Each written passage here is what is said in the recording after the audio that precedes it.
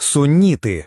Сунниты – крупнейшая группа в исламе, составляющая примерно 85% всех мусульман мира. Их вера основана на Коране, сунне пророка Мухаммеда, а также на согласии сподвижников и последующих поколений.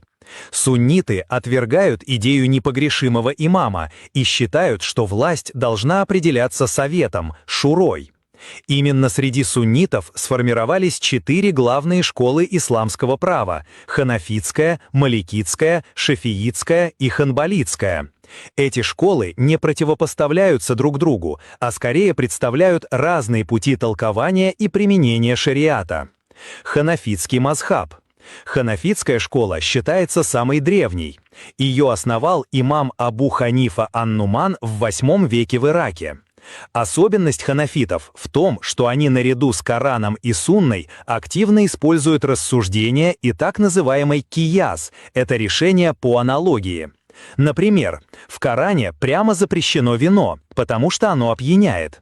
Ханафиты говорят, если причина запрета опьянения, значит и наркотики попадают под тот же запрет, даже если о них в Коране не сказано. Благодаря такому подходу их право оказалось более гибким и приспособленным к новым ситуациям.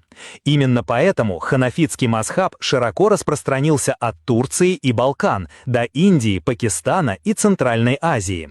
Сегодня он остается самым многочисленным среди суннитских школ. Маликитский мазхаб. Маликитская школа возникла в Медине и связана с именем имама Малик ибн Анаса. Ее особенность – использование практики жителей Медины как авторитетного источника права. Считалось, что именно они лучше всех сохранили традиции пророка. Маликитское право получило